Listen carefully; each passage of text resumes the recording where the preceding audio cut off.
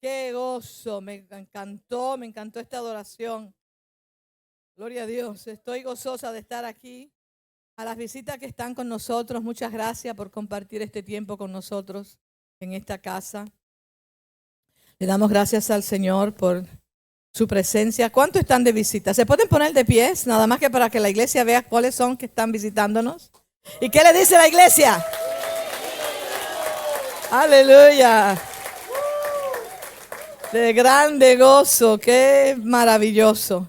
Mientras los muchachos van bajando, hoy celebramos el día de Domingo de Ramos. Qué lindo es, muchas veces se nos olvida en qué estación del año estamos. Nos abruma muchas veces el vaivén de la vida, el que estamos ocupados en diferentes cosas, pero el enemigo usa todo lo que quiere para quitarnos a nosotros el enfoque real de nuestras vidas. Y nuestra vida es poder nosotros funcionar en el propósito de Dios, no en el nuestro. Entonces, cuando estamos funcionando, estamos enfocados nada más que en nuestro propósito, en nuestra agenda personal. Entonces, lo que sucede es que el enemigo viene y nos engaña a nosotros con diferentes escenarios.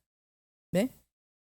Nos engaña con diferentes escenarios para que nosotros no nos demos cuenta que Dios está en una manera activa en nuestras vidas, en una manera poderosa en nuestras vidas. Y quitamos el enfoque de esas cosas, del Señor, del propósito de Dios con nosotros, y los enfocamos en el diario vivir, los enfocamos en que estamos enfermos, en que estamos necesitados, en que me duele un pie, en que me duele la cabeza, en que no voy al trabajo, en que no me pagaron, en que esto y en que lo otro. Entonces nos enfocamos en esas cosas y nos evita que nosotros nos gocemos el momento de que Dios quiere usarnos. Y eso siempre va a ser así. El enemigo es muy experto en hacer su trabajo. A nosotros es que se nos olvida la autoridad que tenemos en el Señor para reprender momentos difíciles. Bueno, yo veo a mujeres aquí abanicándose. Yo no sé, gracias a Dios, porque yo no soy la única que tengo calor. ¡Santo Dios! Haciendo un paréntesis, ¿no? Jesus. Pues yo voy a estar hablando un poquito. ¿Cuántos de los que están aquí fueron conmigo a Israel? El año pasado. Qué bueno. Le voy a recordar varias cositas que nosotros vimos y que oímos y que nos enseñaron de algunas cosas que pasaron en el día de Domingo de Ramos. El Domingo de Ramos sucedió. Pero antes de todo eso, de compartir el Domingo de Ramos, también voy a compartir qué pasó ese sábado antes. Ese sábado antes, que nos encanta oírlo. Sabemos muy bien la historia, pero no sabíamos que fue el preludio al Domingo de Ramos. El Domingo de Ramos es una festividad cristiana que ocurre el domingo anterior a la Pascua o al día de la resurrección. Esta celebración celebra la entrada triunfal de Jesús a Jerusalén. La entrada triunfal, esa es una palabra clave. La entrada triunfal de Jesús a Jerusalén, mencionada en cada año, en cada uno de los 4 evangelios. ¿Cuáles son? Mateo, Marcos, Lucas y Juan. Entonces dice, Jesús entró en la ciudad sabiendo que sería juzgado y crucificado y acogió con agrado su destino de levantarse de la tumba y salvarnos del pecado. El libro de los Hebreos dice que con su gozo puesto delante de él, sufrió la cruz. ¿Cuál era el gozo de él? Eso mismo, que él iba a cumplir su momento para que el mundo fuera salvo por él. Y entonces eso era lo que él estaba enfocado. Muchas veces estamos enfocados en el diario, en lo que está pasando, que no nos damos cuenta cómo es que Dios nos está usando. Y como que minimizamos eso de que Dios nos está usando. Y nos enfocamos en que me duele un pie. Bueno, yo digo que me duele un pie porque venía bajando las escaleras de mi casa y como que una rodilla como que me hizo. Digo yo, mira, arréglate. Yo voy para la iglesia. Con su gozo puesto delante de él, dice, sufrió la cruz. Muchas veces nosotros no queremos sufrir y comenzamos con un sentimiento de conmiseración. Ay, pobrecita yo. Ay, ¿y por qué a mí? ¿Y por qué esto? Oiga, con gente así Dios no va para ninguna parte. El propósito de Dios no se cumple con gente quejándose. ¿Y por qué yo? ¿Y por qué no le dio a fulano? ¿Y por qué no a la hermana mía no fue que le dio y me tocó a mí?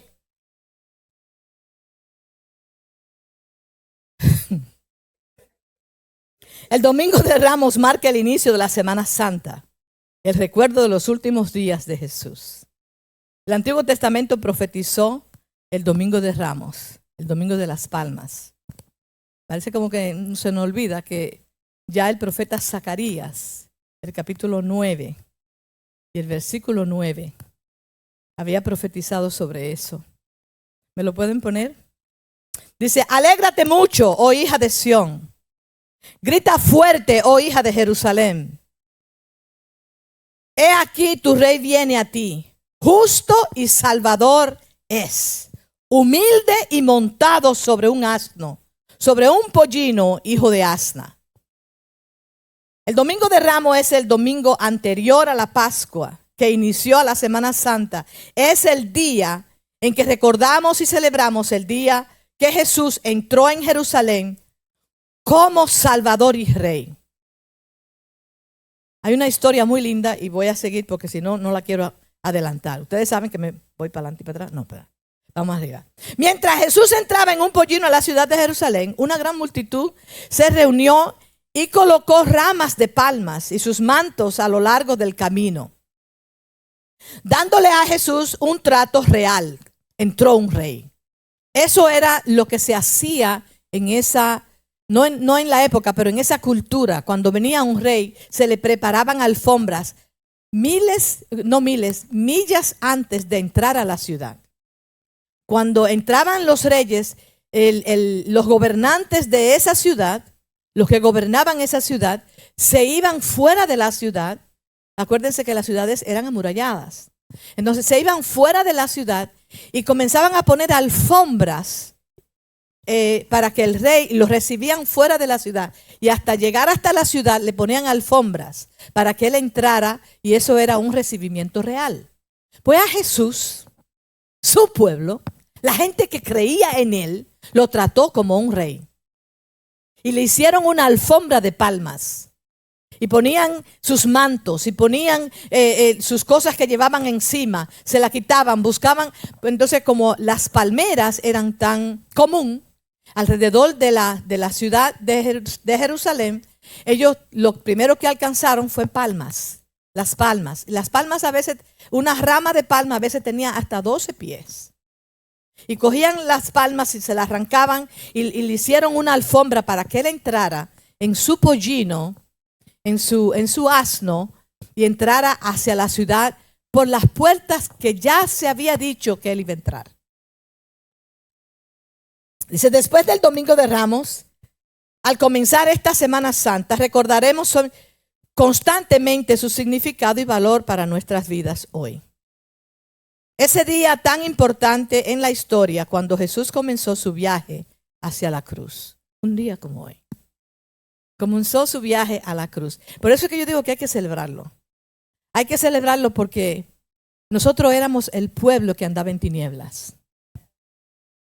Y ese día, y cuando Jesús decidió entrar a Jerusalén, ya él sabía que en pocos días iba a tocarle su muerte. Y como dije antes, con su gozo puesto delante de él, él sufrió la cruz. La sufrió con gozo, porque sabía que tú y yo íbamos a ser redimidos por su acto, por su sacrificio. Sin embargo, tal vez en medio de vidas ocupadas, inmediatamente después de las vacaciones, ahora que nosotros vemos que los muchachos van a entrar al, ¿cómo se llama? Al Spring Break. Miren, los padres que tienen teenagers, por favor, oremos por nuestros hijos. Oremos por nuestros muchachos. Ellos están siendo bombardeados constantemente por las redes sociales de lo que es el Spring Break. Y lo que era supuestamente ser un descanso se ha convertido en algo demasiado devastador. De verdad que está siendo muy, muy afectado. Olivia, tú la puedes traer y sentarla aquí al lado mío. Ok. Sin embargo, tal vez en medio de diversas de vidas ocupadas inmediatamente después de las vacaciones de primavera o en todos los pensamientos que se avecinan sobre la Pascua, es posible que se pase por alto e incluso sin querer su verdadero significado. Yo sé que cuando yo estaba muchacho decían Semana Santa, ahí no se habla, ni se majaba en pilón. Porque nos enseñaron a tener a ser solemne con ese y a estar, ¿cómo se llama? Honrando esa Semana Santa, esa semana de solemnidad. Y lo que había era un luto. Señores, celebremos. Porque fue que él no se quedó muerto. Pero había un luto. Todo se movía. A mí no me gustaba cuando yo era muchacho. Ya vienen a cubrir todos los santos y todas las cosas. Y todo se vuelve negro y todo esto. ¿A quién le gusta eso? Porque a nadie le gusta estar en un mortorio. Porque es lo que a uno le dan ganas de llorar. Bueno. Ahora, la Semana Santa en Santo Domingo. Mire, hasta los pasajes aquí se ponen caros. Muy caro, ¿verdad que sí? Y la playa usted no consigue un hotel vacío. Tiene que ser con meses antes. Lo que la gente lo que va es no a celebrar la Semana Santa, sino a celebrar otra cosa. Su palabra revela grandes verdades en cada parte de esta historia. Verdades que nos acercan a Cristo. Recordémonos que solo Él es Rey. Ahora le voy a explicar esto. Jerusalén tiene 8 puertas. Los que fuimos a Jerusalén, que estuvimos ahí en Jerusalén, creo que fueron nada más 2 días. Dimos la vuelta, nos vimos con la Jerusalén nueva, la nueva Jerusalén y la antigua Jerusalén, o le dicen la vieja Jerusalén. Nos dimos cuenta que la vieja Jerusalén está amurallada. Todavía esas murallas están ahí, parte de ellas ya no existen porque después de la invasión de Nabucodonosor, parte de esas murallas fueron derribadas, pero todavía quedan. Entonces, para esa antigua ciudad hay 8 puertas que dan acceso a la ciudad amurallada. Hay una que es la número 8, pero no me voy a ceder. Dice, Jerusalén tiene 8 puertas que dan acceso a la ciudad vieja, pero solo 7 están abiertas. La octava es la más antigua. Se sitúa en la parte oriental, en la explanada de la mezquita. Y según cuenta la tradición judía, será la elegida por el Mesías para liberar la ciudad en su segunda venida, la definitiva, el día del juicio final, que no va a ser eso. Aquí esta información está... Para impedirlo, el sultán otomano Solimán el Magnífico ordenó tapiarla o cerrarla. You can put it on, Gabby. Para impedir para impedir de que él entrara como rey a la ciudad, porque ya esa historia estaba dentro de todo eso. Very good. Ustedes van a ver, esa es la octava puerta que da acceso a Jerusalén. Y aquí ustedes me están viendo un cementerio, pero les voy a explicar un poco. Dice, cuando el sultán otomano, cuando ellos cogieron a Jerusalén cautiva, eso fue para el 1500 y pico, el sultán lo que hizo, como oyó la historia de que iba a venir el rey de los judíos y iba a entrar por esa puerta para reinar en Jerusalén, él mandó a sellar la puerta. Lo que pasa es que él no sabía que ya él había entrado. Para impedirlo, el sultán otomano Solimán el Magnífico ordenó tapiarla o cancelarla en el 1541. Y así permanece desde entonces. Frente a ella, los otomanos construyeron un cementerio, lo que ustedes están viendo. Un cementerio árabe. Ya ustedes saben, si se pone un cementerio árabe ahí, eso va a traer guerra si eso se quita de ahí. Además que tanto los judíos como los árabes respetan mucho las tumbas. Entonces, para asegurarse, construyeron el cementerio árabe para asegurarse que no fuese abierta jamás. Esa puerta es la que da la entrada a lo que se llamaba la ciudad de David, que estaba fuera de Jerusalén. ¿Entienden ese chin? Claro. La puerta está sellada. En esto era el camino hacia la ciudad de David, que estaba en una parte que era como un valle frente a esta puerta. Cuando el Suleimán, el Magnífico, oyó de que Jesús entraría por esas puertas, que el rey de los judíos, no Jesús, que el rey de los judíos, cuando regresara del cielo, porque ellos lo creen, la gente cree que no, pero los humanos creen que Jesús va a volver. Iba a entrar por esas puertas, dijo, pues por aquí no. Y llegó Juan y la cerró. La cerró, dejó su sello otomano en todo lo que él hizo, en toda la muralla, y hizo entonces ese cementerio frente a la ciudad, asegurándose de que ningún rey iba a entrar por ahí. Bueno, lo que ellos ignoraban fue que ya Jesús había entrado en la ciudad de Jerusalén desde la ciudad de David por esa puerta, cumpliendo la profecía de Zacarías, el capítulo 9, el versículo 9, donde dice: alégrate mucho, oh hija de Sión. La hija de Sión que está hablando es la Jerusalén. El pueblo judío no tenía bandera, no tenía nada que los representara a menos que no fuera el templo. Y el templo estaba dentro de Jerusalén. O sea, el segundo templo, el que hizo el rey Herodes, estaba dentro de Jerusalén. Entonces ellos, por eso era que ellos vivían tan orgullosos de ese templo. Y uno de ellos una vez, en una ocasión, le dijeron a Jesús: mira qué hermoso es nuestro templo. Porque ya el templo de Salomón había sido ha sido destruido.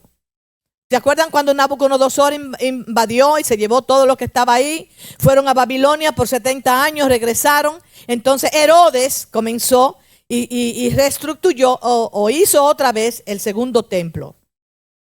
¿Qué sucede? Que Zacarías ahora, ya Zacarías, que fue casi 500, 800 años antes de Jesús, ya había profetizado que por esas puertas iba a entrar el rey de los judíos, y le dijo a Jerusalén: regocíjate, gózate, gózate. Y a las visitas que están en nuestros medios en el día de hoy, yo le voy a decir: gózate, porque hoy puede ser el día de tu salvación.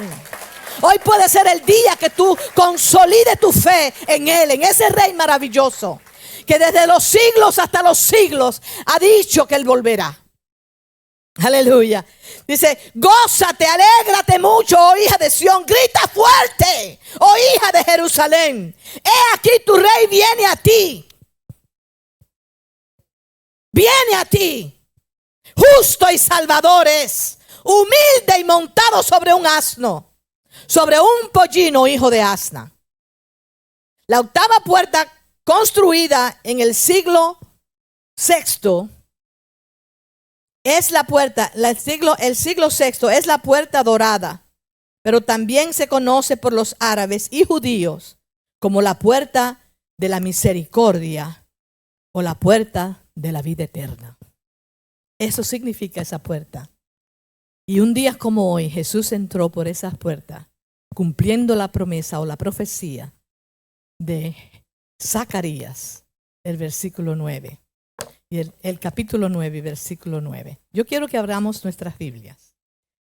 En Juan, en el libro de San Juan, capítulo 12. Busquen sus Biblias, sea que ustedes la tengan en su iPad o la tengan física. A mí me encantan la Biblia física también, mucho más. Esta es más cómoda porque la llevo donde quiera que yo vaya y la tengo en todas versiones. Pero yo elegí hoy leer en Juan capítulo 12 de la Reina Valera.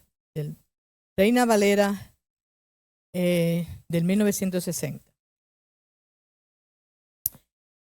Vamos a comenzar un poquito.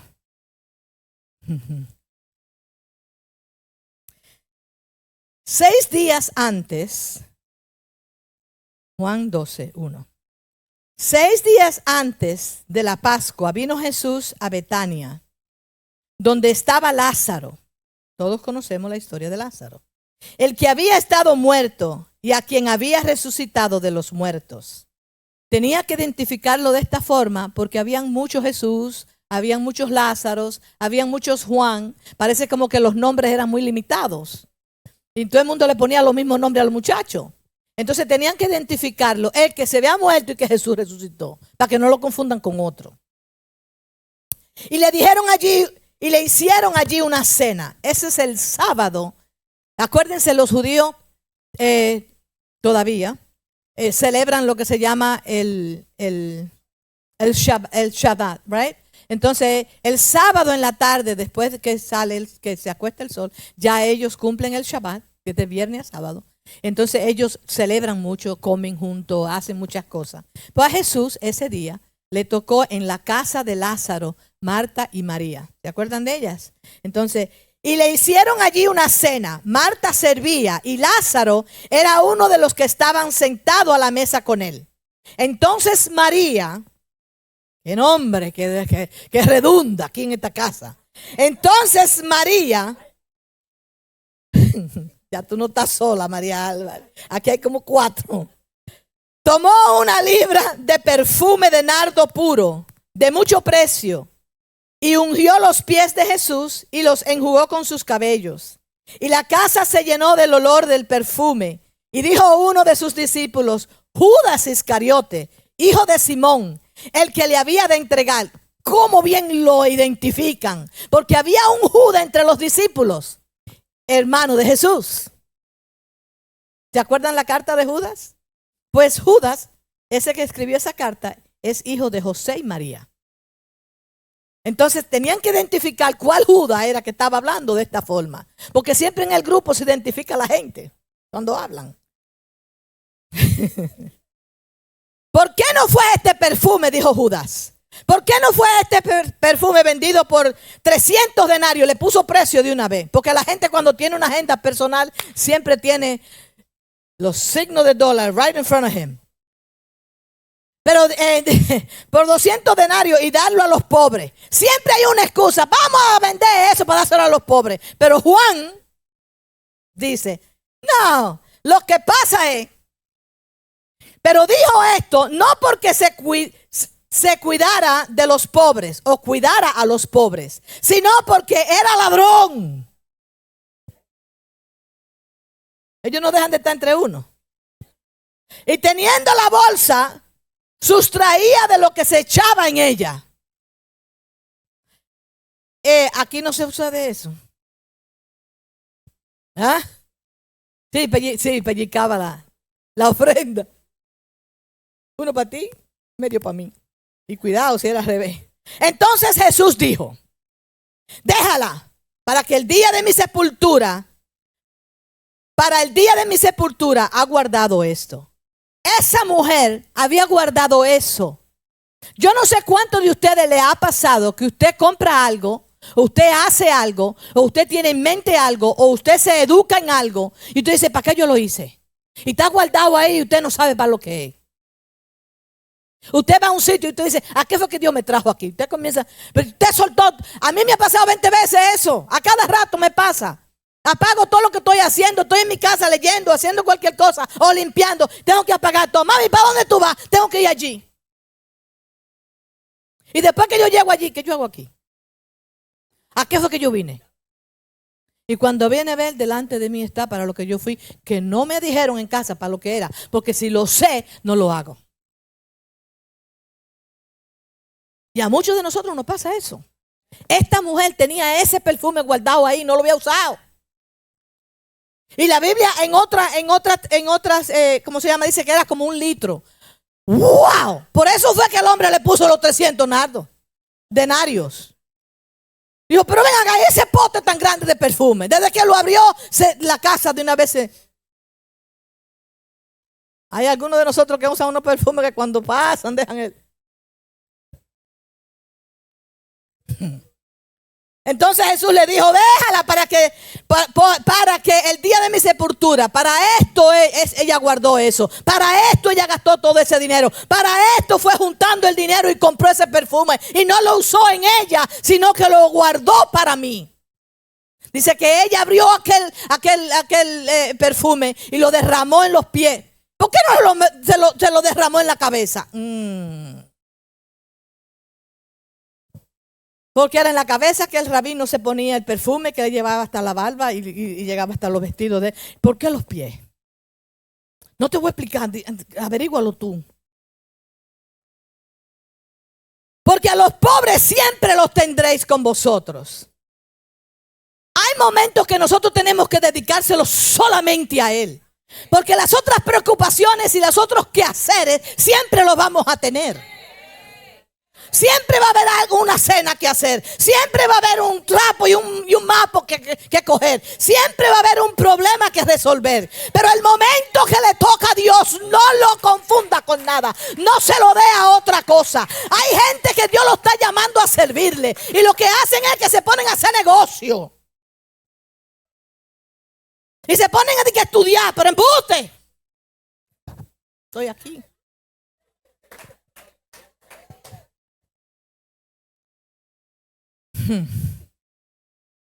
Gran multitud de los judíos supieron entonces que él estaba ahí y vinieron, no solamente por causa de Jesús, sino también para ver a Lázaro, a quien él había resucitado entre los muertos.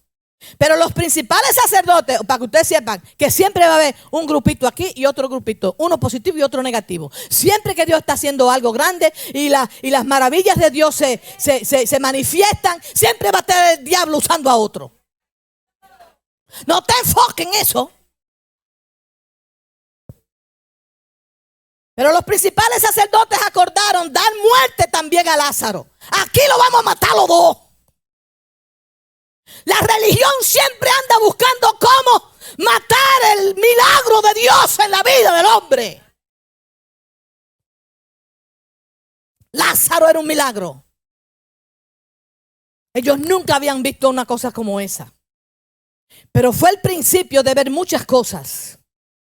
Estaba ahí sentado en la cena. Vamos a hacerle una cena, vamos a celebrar. Todo el mundo lo sabía. Y eso que no había, que no había redes sociales. ¿Ustedes se imaginan que resuciten a que ya hay? Bueno, ahora hay que matar a Lázaro y hay que matar a Jesús. ¿Por qué?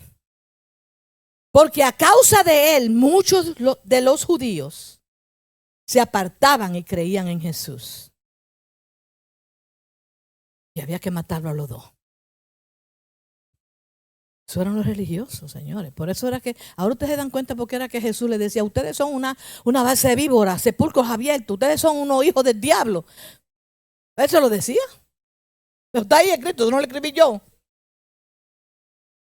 El siguiente día, grandes multitudes que habían venido a la fiesta, al oír que Jesús venía a Jerusalén, tomaron ramas de palmas y salieron a recibirle y clamaban, Hosana, bendito el que viene en el nombre del Señor, el Rey de Israel. El pueblo lo aclamó como rey. Le hicieron una alfombra completamente antes de él entrar a Jerusalén, para que él entrara como ¿cómo se llama? Algo real. Llegó el Rey de Israel, porque ellos conocían muy bien las Escrituras y sabían de esa profecía en Zacarías el capítulo 9. Dice, y halló Jesús un asnillo o un asno y montó sobre él como estaba escrito, no temas, hija de Sión, he aquí tu rey viene, montado sobre un pollino de asna. Estas cosas no las entendieron sus discípulos al principio, pero cuando Jesús fue glorificado, entonces se acordaron de que estas cosas estaban escritas acerca de él y de que se las habían hecho. O que se habían hecho. Y daba testimonio a la gente que estaba con él cuando llamó a Lázaro del sepulcro y le resucitó de entre los muertos. Por lo cual también había venido la gente a recibirle, porque había oído que él había hecho esta señal. Una de las señales que tenía el Mesías era que él iba a resucitar los muertos. Y cuando oyeron que Lázaro había resucitado entre los muertos, por eso lo proclamaron rey. Ustedes están entendiendo el vano que hay aquí. Por lo cual también había venido la gente a recibirle porque había oído que él había hecho esta señal. Pero los fariseos dijeron entre sí, ya veis que no conseguís nada. Mirad, el mundo va tras él. Y todavía lo está haciendo. Todavía estamos tras él. Todavía estamos persiguiendo su perfume. Todavía estamos recibiendo la vida que él da. Porque no hay vida fuera de él. No hay gozo sin él. Había ciertos griegos entre los que, yo quiero que ustedes presten atención a esto. El pueblo judío era que estaba detrás de él. Pero ahora dice la palabra que habían ciertos griegos que también habían venido a Jerusalén para celebrar las Pascuas, que iban a iniciar esa semana. Dice, había ciertos griegos entre los que habían subido a adorar en la fiesta. Entonces, pues, se acercaron a Felipe, que era de Betsaida, de Galilea, y le rogaron diciendo, Señor, quisiéramos ver a Jesús. Quisiéramos ver a Jesús. Ellos estaban interesados. Ellos eran griegos, eran gentiles. Este es el pueblo gentil que se le acerca a Jesús. Oiga lo que dice Felipe. Dice, Felipe fue y se lo dijo a Andrés. Y entonces Andrés y Felipe se lo dijeron a Jesús. Jesús les respondió diciendo, ha llegado la hora para que el Hijo del Hombre sea glorificado. El milagro no lo iba a glorificar. Pero ahora los gentiles, el pueblo que andaba en tiniebla, está buscándole. Y él dijo, llegó la hora. Y yo quiero que ustedes entiendan lo que va a pasar aquí ahora. Dice, ha llegado la hora de que el Hijo del Hombre sea glorificado. De cierto os digo, 2 veces lo dijo, verificando el hecho. Que si el grano de trigo no cae en la tierra y muere, queda solo. Pero si muere, lleva mucho fruto. Hermanos, nosotros no podemos servirle a Cristo sin primero morir a nuestros deseos carnales. No podemos llevar fruto en Él a menos que nos caigamos en la tierra y muramos en el viejo hombre. Jesús dijo estas palabras haciéndolo con Él, pero también diciéndole a los discípulos, esto tiene que ser así. Aleluya. El que ama su vida, dice el Señor, en este mundo, para vida eterna la guardará. Si alguno me sirve, sígame. Eso es simple. Y donde yo estuviere, allí también estará mi siervo o mi servidor. Si alguno me sirve, mi Padre le honra. Él está hablando esto con una autoridad increíble. Los griegos están ahí, lo quieren ver. Pero Él está hablando con sus discípulos y le está diciendo, miren lo que va a pasar en este momento. Ahora está turbada mi alma, dice Jesús. ¿Y qué diré? Padre, sálvame de esta hora. Mas para esto yo he venido. Para esta hora yo he venido.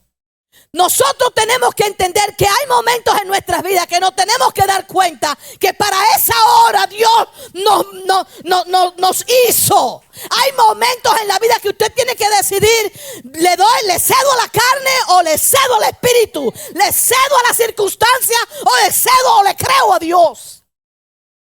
Por eso Jesús dijo, mi alma está turbada en este momento. Los griegos están esperando, Yo quiero que mantengas el escenario. Los griegos están esperando, deseosos de verle. Porque muchas veces los de afuera están mucho más deseosos de ver lo que está pasando aquí adentro que los que están aquí.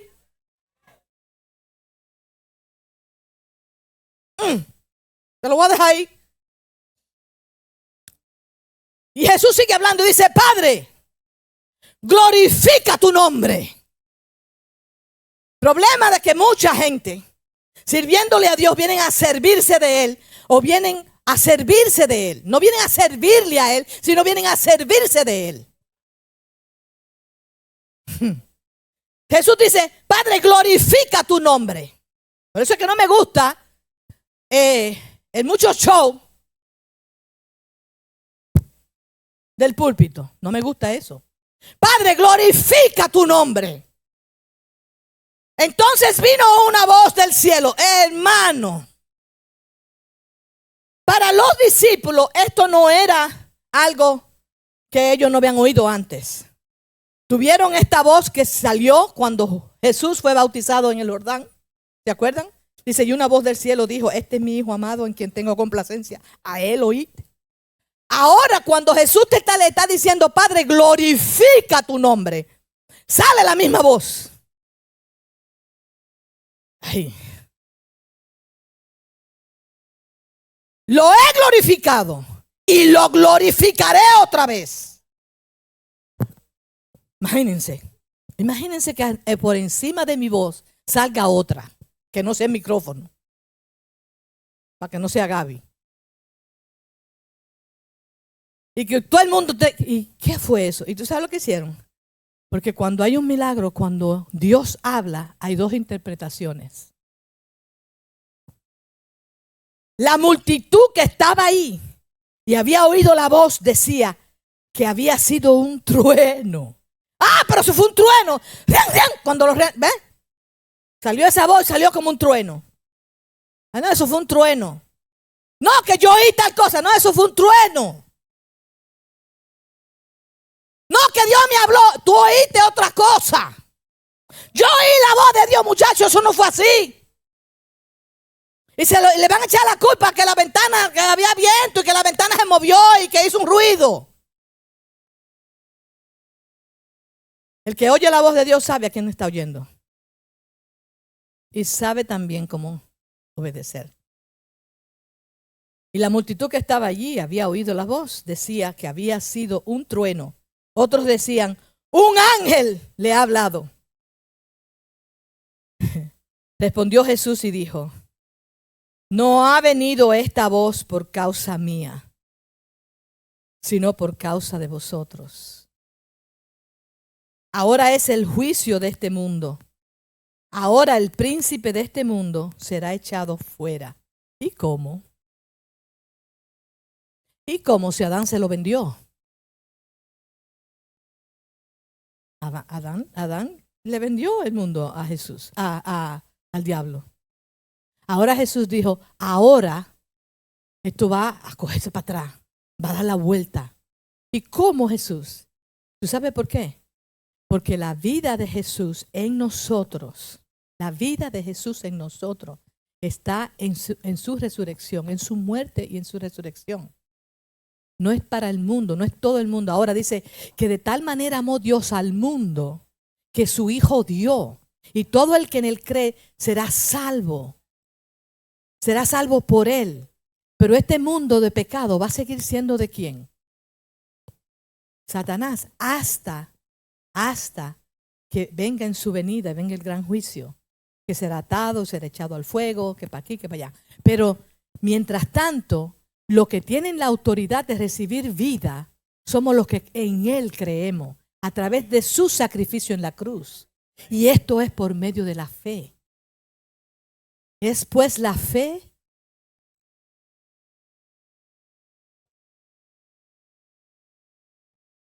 Entonces nosotros esperamos su venida.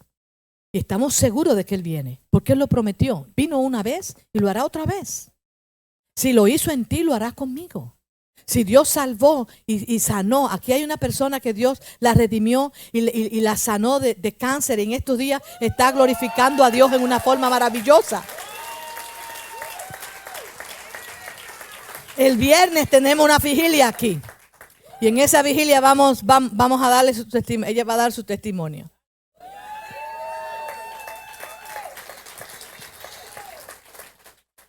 Los milagros son para los que creen. El versículo 30 dice, respondió Jesús y le dijo, no ha venido esta voz por causa mía, sino por causa de vosotros. Ahora es el juicio de este mundo. Ahora el príncipe de este mundo será echado fuera. ¿Cómo? Lo echas tú y lo echo yo, por medio de la fe.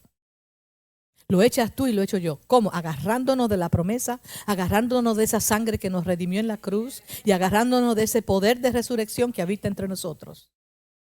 Entonces dice, y yo, si fuere levantado de la tierra, a todos atraeré a mí. Y decía esto dando a entender de qué muerte iba a morir. Le respondió la gente, nosotros hemos oído de la ley. En el Cristo permanece para siempre.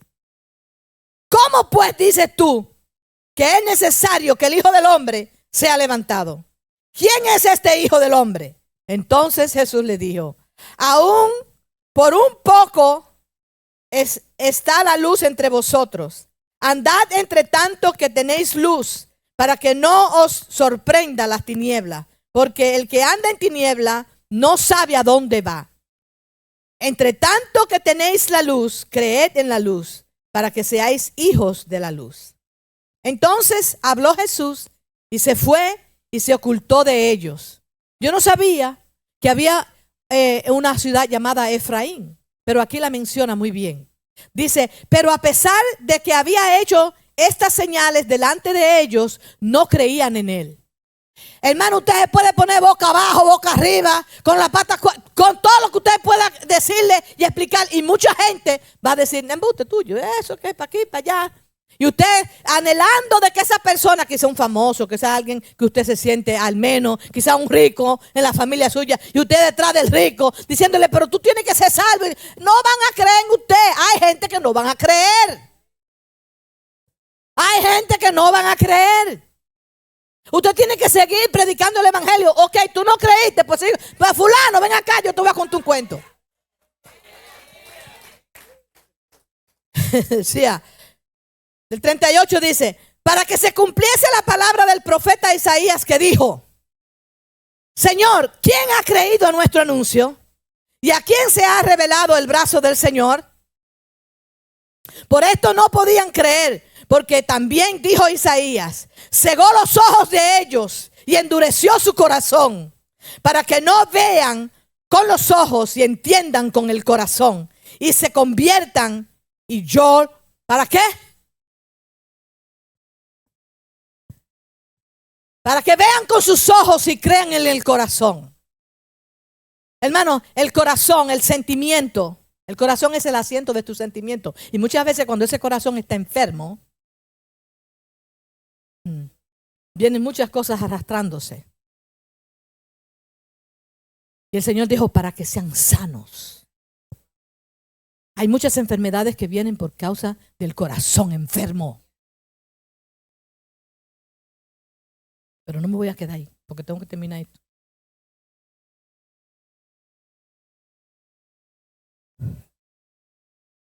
Con todo eso, aún en el 42. Con todo eso, aún de los gobernantes, muchos creyeron en él. Pero a causa de los fariseos, no lo confesaban para no ser expulsados de la sinagoga. Hay mucha gente que no quieren perder ciertos méritos o ciertos privilegios y prefieren ser cristianos en la secreta. Nicodemo fue uno. José de Arimatea fue otro. Porque amaban más la gloria de los hombres que la gloria de Dios. Jesús clamó y dijo, el que cree en mí, no cree en mí, sino en el que me envió. Ahí tenemos entonces lo que se llama la autoridad delegada. Si yo mando a un grupo de aquí que vaya a tal sitio, ya yo fui, porque ellos están representando lo que yo soy. Ellos no van a hablar de ellos van a hablar de lo que está pasando aquí. Entonces Jesús sabía este concepto y le dice, el que cree en mí no ha creído solamente en mí, sino el que me envió. Porque las palabras que él me dijo que hablase, esa es la que yo le doy. Entonces, esto no es simplemente porque, no, yo soy esto, yo soy aquello. Él tenía que establecer eso ahí. ¿Ustedes saben por qué? Porque habían muchos Cristos, habían muchos revolucionarios en su época. Y habían hablado muchas cosas. Uno de esos revolucionarios malvados fue Barrabás, al cual dejaron ir y crucificar a Jesús. Pero no voy a entrar ahí. Dice el 32. Y yo, si fuere levantado de la tierra, a todos traeré a mí mismo. Tú que me estás mirando en tu casa, sentado en el día hoy, el día de Ramos, el preludio que comienza la Semana Santa. Piensa muy bien cómo tú vas a estar en esta semana. ¿Qué va a abrumar tu vida o qué la va a hacer gozar? Elige al Salvador. Elige a aquel que te amó de tal manera que sufrió la cruz con gozo por ti. Dios te bendiga, Dios te guarde.